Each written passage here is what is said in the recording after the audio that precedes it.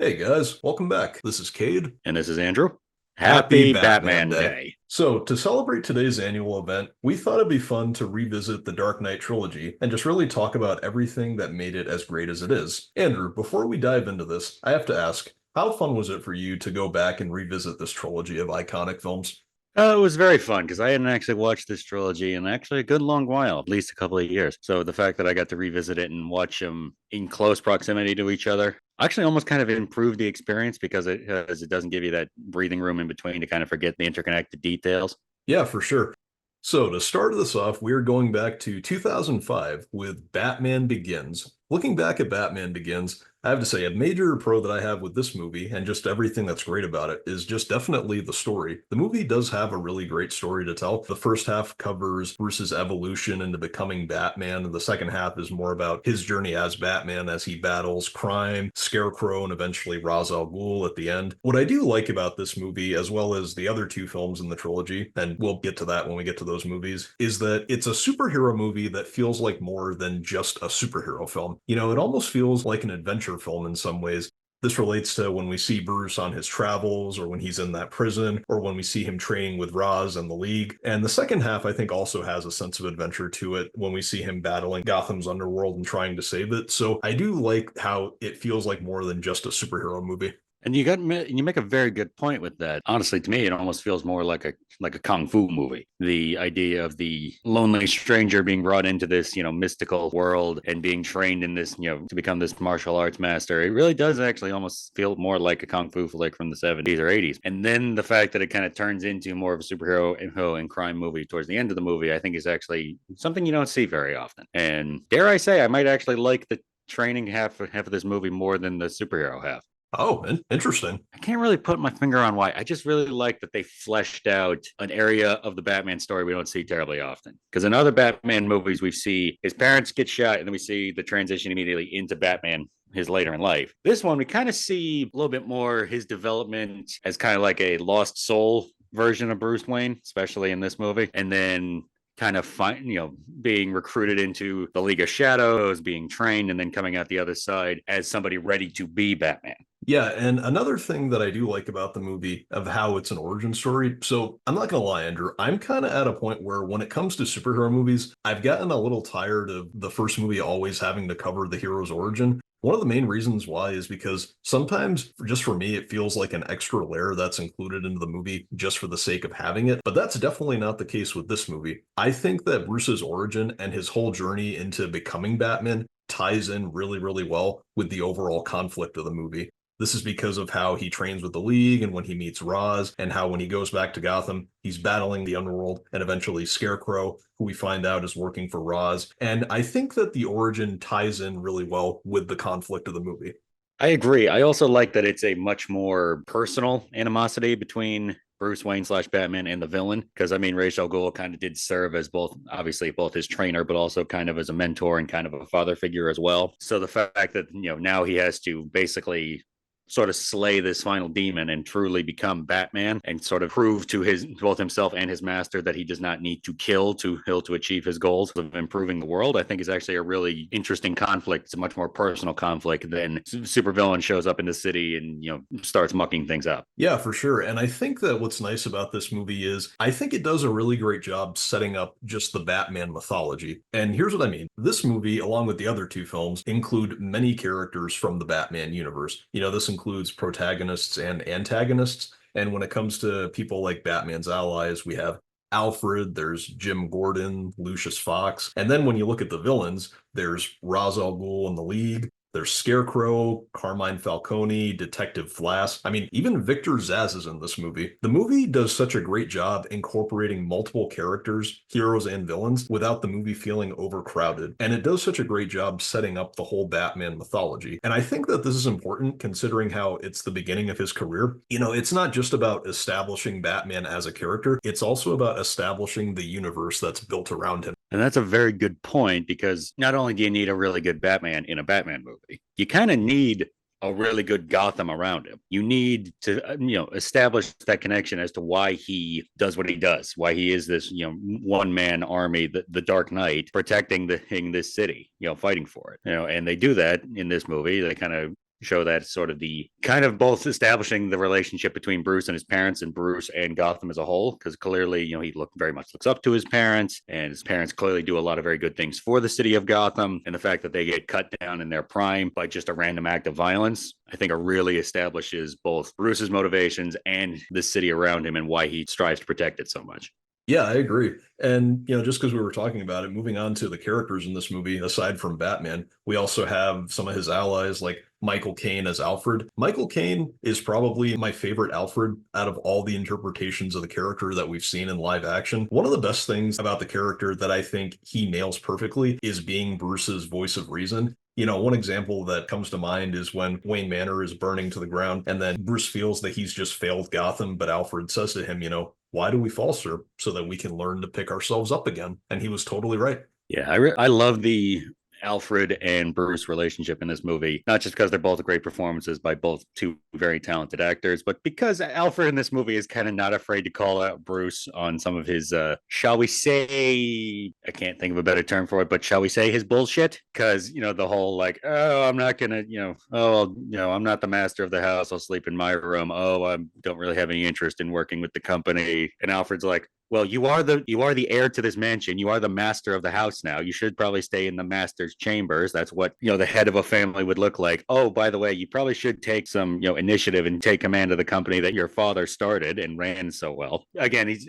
a bit of tough love on occasion, but never crosses that line into being, a dick about it. Yeah, I agree. And also, aside from Michael Caine, we have the legendary Gary Oldman as Jim Gordon. Although I will say that my favorite dynamic between Batman and Gordon in live action is probably Robert Pattinson and Jeffrey Wright in The Batman. Gary Oldman, in my opinion, is probably the best Jim Gordon that we've had. I really like the dynamic that he has with Christian Bale's Batman. I also think one of the things that Gary does so well in his performance as Gordon is he does such a great job making Gordon feel like the only honest cop in Gotham and also the most dedicated one. And I think Gary Oldman also does a really good job making Gordon seem like a realist too. Like he's not naive to the point where he doesn't admit, he understands that, yeah, there's a lot of dirty cops in this town. There's, a lot of the guys that are on the take, a lot of the guys on the force work for the bad guys too. So he's not naive about it, but he also understands that there is things beyond his powers, but there are people who can change that. He might not agree with their methods 100% of the time, but he agrees with what they're doing. Yes, exactly. And then we also have Morgan Freeman as Lucius Fox, which was such perfect casting, in my opinion. Morgan Freeman always does a great job playing very wise characters. And when it comes to Lucius Fox, aside from his fun and dry sense of humor that he brings to the role, I also love how great he is at making Lucius feel like such an intellectual character, which is exactly how he is in the comics. And Morgan, I think, always captures that in each character perfectly.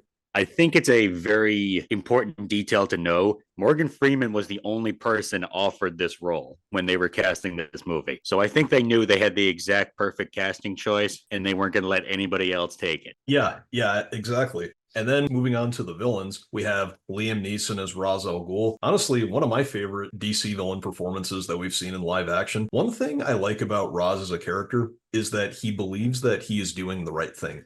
He believes that Gotham is too far gone and it needs to be destroyed. I've also always loved the dynamic between Bruce and Ra's as characters, not just in the comics, but in this movie too. They're both enemies with clashing goals, but they also respect each other. I also think that Liam Neeson, again, is just phenomenal in the role. And I love the chemistry that he has with Christian Bale. Yeah, like I said when we were hit a little bit ago, I like their both mentor and NT relationship and also father and son kind of dynamic they have as well. And the way you put it, they have similar ideals. And while they do respect each other, they go about achieving their goals in vastly different ways. Roz, again, he believes that everything is too far gone, and thus that makes him judge, jury, and executioner to change things. Whereas Bruce, yes, he sees that things are very bad, but that does not give him, he believes that doesn't give him the right to take another person's life just because of that. He thinks there are, he can help, but he wants to do it the right way.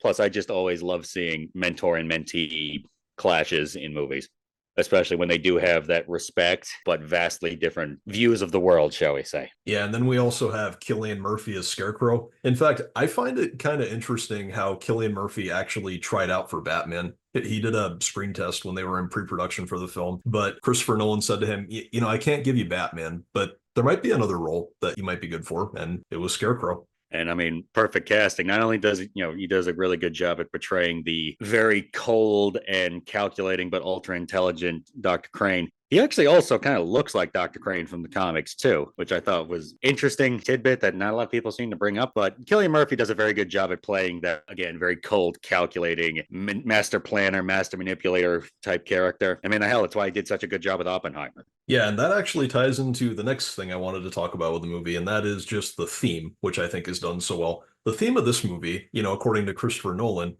is fear. I think that this makes perfect sense for a villain like Scarecrow to be included in as one of the main villains. I also think that fear is a good theme to focus on for Batman at the beginning of his career. Fear is a big part of Batman's crusade. And to quote some of my favorite Batman movies like Batman Mask of the Phantasm, I gotta strike fear on them from the start, or The Batman, where he says fear is a tool. So I love how fear is included in that way, and I love how it's utilized. I also like the challenge that this theme presents for Batman's character in the film. Each movie challenges Batman in a different way. In this movie, it's more of a psychological challenge. This relates to how Ra's and Scarecrow plan to attack Gotham with fear gas and how they try to cause the city to tear itself apart through fear. I also love how a big part of this movie is Bruce learning to kind of overcome his fear.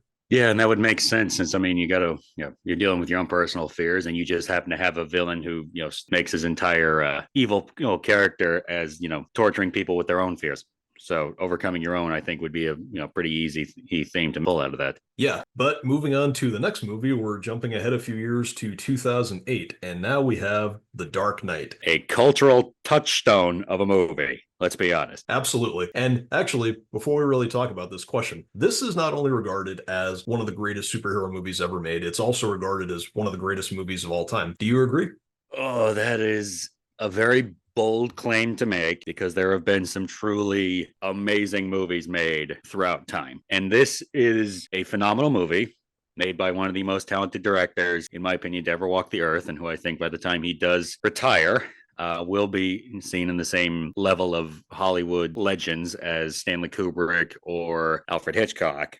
Oh, that's a really difficult one to say. I'm leaning towards yes, because I would say if this isn't Nolan's best movie, it's easily in his top three. Yeah, I agree. So I think I might have to say, yeah, this might be just genuinely one of the best movies ever made. Yeah, it definitely is, in my opinion. But just talking about the story of this movie, which is definitely one of the best things about it, just like Batman Begins, this is a movie that is more than just a superhero movie. This movie, I think, also works really well as a contemporary crime thriller type film. You can see this as Batman works with Gordon and Harvey Dent to bring down the mob, or how Joker slowly seizes control over Gotham's underworld so that he can plunge the city into chaos. You also have all these different mobster characters like Sal Maroni, the Chechen, Gamble, Lau. So yeah, I give the movie a lot of credit for working so well, not just as a superhero story, but as this contemporary mob epic. Yeah, and I really like how the plot sort of twists over the course of the movie. Now, what do I mean by that? At the beginning, say like first act of the movie, it's the mob trying to take down Batman, and then the Joker kind of entwining himself into it or into their ranks, kind of serving as this mercenary or, dare I say, an agent of chaos. However, over the course of the movie, Joker starts, definitely taking more and more control until the end, the third act. It is just about him and his reign of chaos. So it kind of switches from a mob crime thriller to an out and out superhero more style movie. Yeah, and I think that one thing that this movie has done better than every other Batman film is I think that this has the perfect balance of both Batman and Bruce Wayne. Here's what I mean. Aside from screen time, this is also a movie that does a great job giving both Batman and Bruce Wayne an arc in the story. Batman's side of the story is him trying to stop the Joker from wreaking havoc in Gotham, while Bruce Wayne begins to really see the value in Harvey Dent because of how much he's done to help Gotham with dismantling its criminal underworld, and he sees him as a possible opportunity to finally have a life with Rachel. That's definitely something that I wanted to highlight, just how the movie has such the perfect balance of both Batman and Bruce Wayne, and how they both have different arcs. Yeah, and that's actually pretty unique for this movie because then it does a really good job at showing a Batman himself when he's dealing with this immense challenge around him. But it also does a really good job at showing kind of the isolation and sadness of the character of Bruce Wayne when he's not Batman, when he doesn't have that mask on. He's almost got to put this other completely separate mask on as this ultra rich playboy. And they do kind of show some of the flamboyant aspects of that, but you can also tell that's clearly not who he is on the inside. He clearly doesn't want that, but he has to be that. It's kind of difficult to put into words, but it very, again, how do I want to put this? It's a very stark contrast. Yeah, and actually, one thing I do want to highlight about the story of this movie, part of what I really like about it, is that it's a movie where the villain still kind of wins in some way.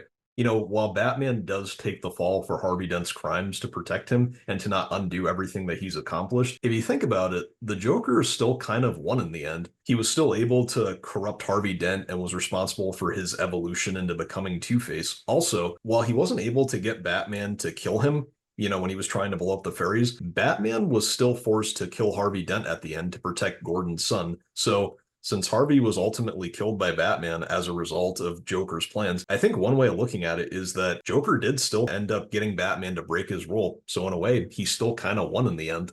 Yeah, I would say Batman kind of got the moral victory in the end because, I mean, he did end up still protecting Harvey Dent's reputation, but man, Joker was kind of one step ahead of him in the entire movie all the way until the end. Yeah, but also moving on to the characters, which is definitely a standout, the characters and the performances. There's not a single bad performance in this movie. Everyone is so great. Michael Caine and Morgan Freeman as Alfred and Lucius are still great. They remain great throughout the entire trilogy. Gary Oldman as Jim Gordon, I think, is still definitely a standout. I actually really do like Gordon's arc in the movie. I like how we see him become commissioner later in the film. And I also enjoy how he feels like more than just a supporting character in the film. I think it could be argued that he almost feels like as much of the hero of the story as Batman does. Yeah, it really is. This really is a three-pronged movie, in my opinion. You got Batman and Bruce Wayne, you got Officer slash Commissioner Gordon, and then you got Harvey Dent. And you kind of deal with how the Joker is affecting each of them on different paths. Bruce Wayne and Batman, they're trying their best to fight him. They're barely keeping it together. Gordon's kind of the same way, but he's doing it more from the police angle and also trying to, the little advantages that they do get. He's desperately trying to protect them from his position. And then you've got Harvey Dent, who's desperately doing everything he can to fight back, but just gets beaten down so much and just gets mentally broken so bad that he ends up turning to the dark side. Yeah, and we also have the character of Rachel from Batman Begins. This time she's recast with Maggie Gyllenhaal. Now, I usually don't like it when characters are recast, but I didn't really mind it in this movie because I actually kind of enjoyed Maggie Gyllenhaal's performance a little bit more than Katie Holmes. Also, I do like how Rachel is utilized in this movie more than she was in Batman Begins. And this relates to how her relationship with Harvey plays out throughout the movie and how her eventual death is ultimately part of what leads to him becoming Two-Face. Yeah, I think they did a really good job at kind of her death. It doesn't just feel like you're killing off a character, but it's like killing off a character. They utilize her death and it becomes a major factor in Harvey Dent turning into Two-Face, both mentally and physically. So nothing ever feels redundant or for no purpose in this movie when it comes to character interactions with each other. Yes, and now moving on to the villains of the movie, let's talk about Heath Ledger as the Joker. This is not just one of the greatest villain performances, but this is also, in my opinion, one of the greatest performances in the history of cinema. Heath just perfectly embodies the role, and he gives us everything that we love about the character, which was so much fun to see. Another thing that I do appreciate about his performance that I just wanted to bring up is how you can tell just how much fun he was having with the role when you saw him on screen. I also just really like Joker's arc in the movie. I like how in the first half it seems like he only wants to kill Batman because the mob hired him to. But then during the second half, we really see how much of an agent of chaos this character really is, and how he really just wants to wreak havoc across the city. Like Alfred says in the movie, some men just want to watch the world burn. And that perfectly sums up Joker as a character. I love this performance. I love everything about it. I love Heath's delivery. I love his, the way he carries himself as this just completely unhinged lunatic. I love how he presents every one of his bits of dialogue like he's he is an anarchist, but like a anarchist manifesto, like he's reading off just this, what do you people see in this world worth saving? And then I also just love the little details of Heath's performance too. I'm talking about mainly I'm talking about when he blows up Gotham General Hospital and the last bomb hasn't gone off yet. So he's just sitting there playing with his detonator here until it does. But just that, I love, again, like you said, you could tell he was having the time of his life playing this character. But I I love the costume. I love like the long, greasy dyed hair. I love how the makeup looks because it really does look like just somebody sort of just took face paint, just kind of smeared it on their face. It doesn't look professionally done, or it doesn't look like it was done out of any kind of experience or with any kind of plan put into it. Just is something to give this anger, this anarchy, this like just primal rage a face. Yeah, absolutely. And we also have Aaron Eckhart as Harvey Dent, aka Two-Face. And although Heath Ledger is phenomenal in the movie, no question there. Another great performance, I think, is definitely Aaron Eckhart. He does a great job portraying the heroic side of Harvey Dent that seeks to rid the city of crime and corruption. He also does a great job when he is Two-Face after he fully descends into madness. And I think it's definitely compelling to see his arc play out throughout the movie. This tragic evolution into becoming Two-Face. And Aaron, I think, did such a great job with the role. Yeah, I also really love this portrayal of Two Face for almost the exact opposite reason as to why I love the Joker in this movie is because we really do get to see every little detail in the path of Harvey Dent's downfall in this. Whereas Joker, he seems to just literally show up and start spreading this, chaos all around him, and we know nothing about him, which is how the Joker should always be portrayed. This one, we know all of the details. We see every little step in Harvey's downward spiral here. And as a result, it does kind of give him that sympathetic might be a bit too strong of a word for it, but it gives some reason for his actions and his, and to use a wrestling term, heel turn in the last act of the movie. Yeah, I totally agree. And another thing I do want to highlight about the characters in this movie, similar to what I said about Batman Begins, is how it just incorporates so many characters without feeling overcrowded or anything. Specifically like the villains in the movie. We have Joker as the main villain, and then you see Two-Face, who starts off as more of a protagonist, but then he evolves into more of a secondary antagonist during the second half of the film. And there are also other characters, like I mentioned before, like Sam Maroni, the Chechen, Gamble, Lau. I mean, hell, even Scarecrow makes an appearance in this movie. And what's nice is that the movie never feels overcrowded at any point in the runtime. It just feels like all the characters are part of the universe naturally. Yeah, it does kind of make it feel more like a living, breathing world because, yes, these characters exist, but they're not there too much to make it feel over bloated. Yeah, for sure. And now moving on to the theme of this movie. The theme of this movie, as Christopher Nolan has said, is chaos. And I think, that's a perfect theme to explore, especially when you have a character like Joker as the villain. And the movie does a great job portraying chaos. You see this because of the utter destruction that Joker causes, but also just because of what he puts the characters through, like you mentioned earlier with Batman, Gordon, and with Harvey. And I also really like how this challenges Batman as a character. The first one, like we said, was more of a psychological challenge. This movie, as what Chris Nolan and the writers had said, was meant to be more of an intellectual challenge. One could argue that that might be better for a villain like the Riddler, which I get that, but I think it's also a perfect challenge for someone like the Joker because Joker is actually a very intelligent character, and it is great to see that side of him played out in the movie, and it's fun to see that go up against Batman as they really go head to head. And I think one of the best scenes in the entire movie that really highlights that is when they're both in the interrogation room together. That, in my opinion, is one of the best scenes in any Batman movie. Yeah, I would 100% agree on that one. I think that's maybe the scene that sort of cemented this Joker as the cultural touchstone that he is. But kind of going off of what you were saying, how this is more of an intellectual challenge, and how at first thought you would think maybe that would be better for a character like the Riddler, or maybe even or Hugo Strange. Joker really does work for that too, when you think about it, because you need to really think and plan, which is kind of Batman's whole thing. How do you plan for absolute anarchy, which is what Joker is all about in this movie? He's, again, all he wants is chaos. Like, he wants to watch the world burn. There's nothing else he wants. How do you plan for that? How do you prepare for that mentally? Yeah, exactly.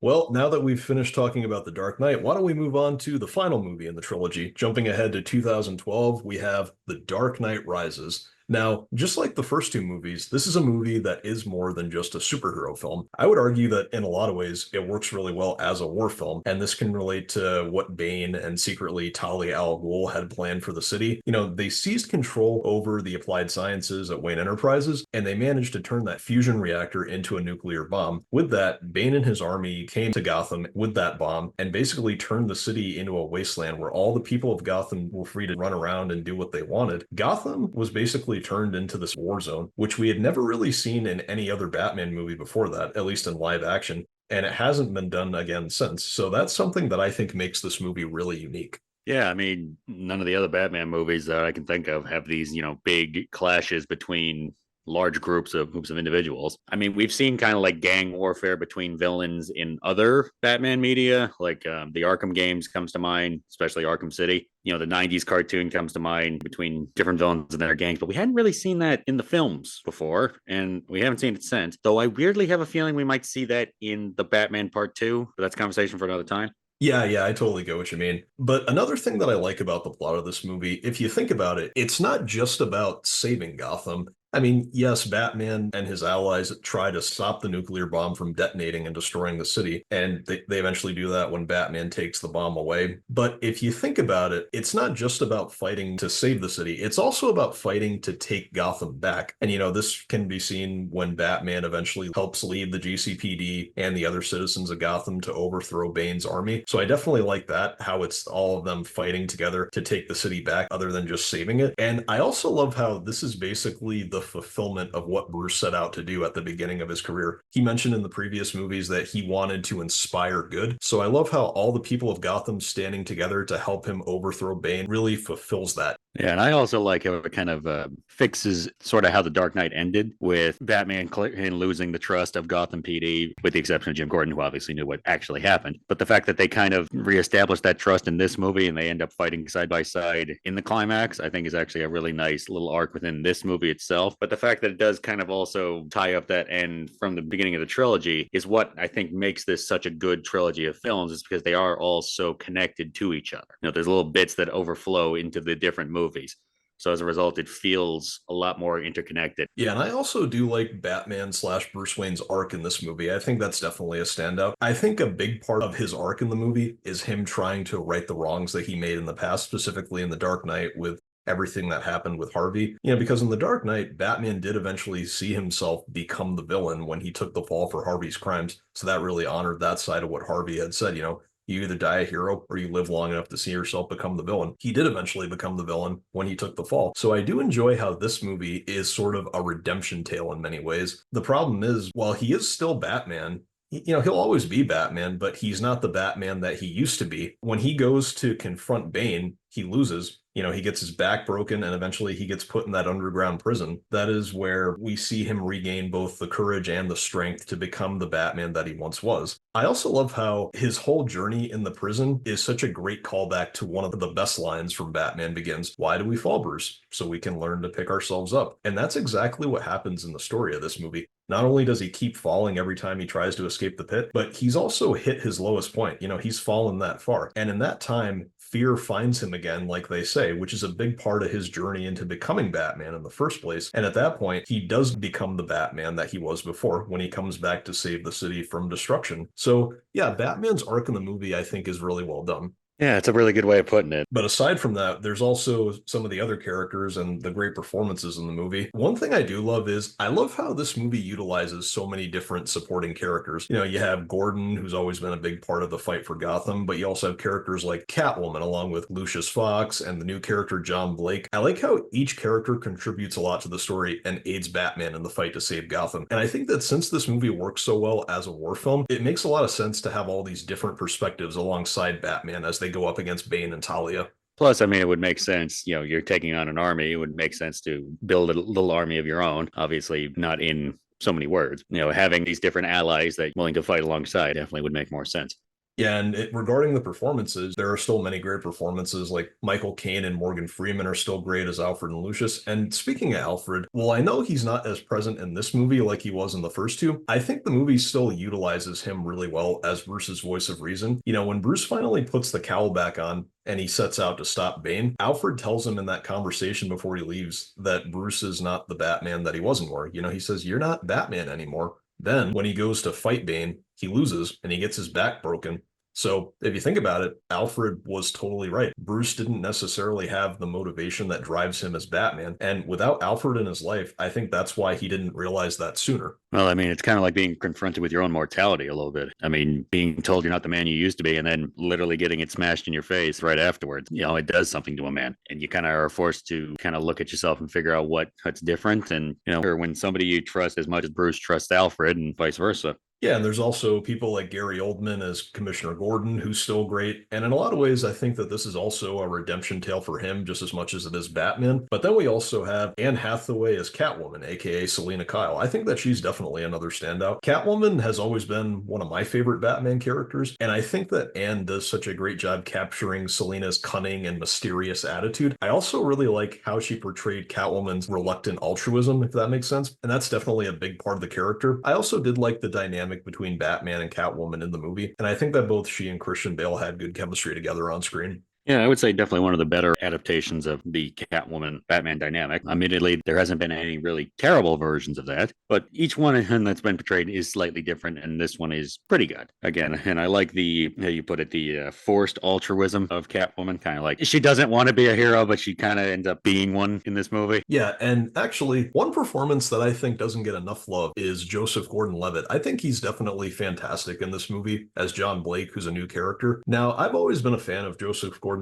I like him in pretty much everything that he's in, and I especially like him in this movie, to be honest. Him being a version of Robin in this universe, I think, is a conversation for another time. However, I do think that Blake as a character is a really good character to explore. I think you can tell that he's a very committed and loyal police officer who can be trusted not only by Gordon, but by Batman. And I think Joseph does a great job conveying that through his performance. I also think that it's kind of refreshing to see the perspective of another honest cop other than Gordon in this trilogy. Yeah, and when you're taking a universe as iconic and with as much lore as the Batman universe, and you introduce a brand new character into it, and it actually fits really well, and it doesn't come across as like trying too hard or doesn't fit the world, that takes talent, and that's from both the writer's perspective, the director's perspective, and the actor's perspective. So the fact that all three of those worked really well and produced a pretty good character shows the effort involved and shows the dedication to the craft. Yeah, and moving on to the villains of the movie, we have to talk about Tom Hardy as Bane. So, in the comics, Bane is not just muscle. He's an intelligent criminal mastermind, and I think the movie does a great job portraying that. How he and secretly Talia plan to take Gotham and eventually destroy it, as well as breaking Batman both physically and spiritually. Not only that, but one thing I think Tom Hardy captures really well in his performance is just how menacing a character Bane is. And this doesn't just relate to how intimidating he is, but also because of his personality. You can see this in some of his best lines in the movie. You merely adopted the dark. I was born in it, molded by it. Or when he says, when Gotham is ashes, then you have my permission to die. And do I think Bane in this movie is as good of a villain as Heath Ledger's Joker? No, but I still do really like Bane as a character. And what I do appreciate about him is how different he is than Joker from The Dark Knight. Yeah, there's a lot of freaking differences there. I think chief amongst those is that Bane clearly has a much more established plan that he is following, and he has very different goals as opposed to the Joker. Yeah, and I do want to highlight this. I love how Bane and secretly Talia's goal really honors what Joker was talking about in The Dark Knight in that interrogation room. Joker says to Batman, these people are only as good as the world allows them to be. And when the chips are down, all these civilized people will eat each other. And if you think about it, when Bane and his army and Talia eventually come into Gotham, they take over and everyone's just free to run around and basically just purge. If you think about it, their whole plan really honors that. Yeah, I mean, basically, it set up what Joker was talking about, and it gave the exact result that Joker said would happen. I also really do like Marion Cotillard in this movie as Talia. At first, when you think that she's Miranda Tate, I did like how she was utilized as an ally at first before we reveal that she's secretly Bane's ally. So I think that that was definitely a good twist. I also do think that she and Christian Bale had good chemistry together. In fact, regarding the somewhat triangle that we see between her, Bruce, and Selena, it's honestly one of the few times that I don't have an issue with romance triangles in a movie. I'm usually not the biggest fan of those, but I didn't mind it in this movie because I think that the story utilized both Catwoman and Talia as characters, and I honestly liked their dynamics with Bruce a lot better than with Rachel, to be honest. Yeah, there's definitely more chemistry there, and I think just the performances in general are a lot better in this too. Yeah, and actually, now to move on to the theme of this movie, Christopher Nolan has said that the theme of this movie was pain, and a big part of this is seen with Bruce's arc, not just from a physical perspective when he's broken by Bane, but also we see him confronting his past with all the people that he's lost and how his reputation as Batman was tarnished. I do like how the movie handles pain as a theme, and I think that this is a great theme to explore with the final movie in a trilogy. And aside from that, I also like how the movie challenges Batman. While the first one was psychological challenge, The Dark Knight was an intellectual one. This movie, according to Christopher Nolan, what he and the writers had planned was to give Batman more of a physical challenge. And this not just only relates to Bruce as we see him recovering and escaping the pit, but also because of how great a physical challenge Bane is. And I guess it could be argued that characters like Deathstroke might have also been a good pick, but I think Bane was a better option, honestly. Yeah, I think giving Batman a kind of redemption arc and giving him a villain that both can challenge him on a, I would say, even playing field mentally and overpower him physically, and also has the numbers game to his advantage is on top of that, and a mastermind actually in the background, kind of pulling the strings. And Talia, I think all of that on top of that really blends together, gives you a good redemption arc because it gives you a hell of an obstacle to overcome. Yeah, and actually, think about this. Do you think that Bane could represent what Bruce could have become if he had stayed with the League in Batman Begins? I do actually. If he had fully embraced what Ra's al Ghul was trying to teach him about how the world is just not worth saving and nobody in it is worth saving, and thus that gives you the right to be judge, jury, and executioner. If Bruce had given up his morals at that point, I could see him being in the role that Bane slotted into. Yeah. All right, guys, I think that we've reached the end of this discussion. Thank you so much for listening. Once again, before we wrap, Happy happy Batman Batman Day. Day. All right, don't forget to like and subscribe. We got more videos to come, and we will see you later.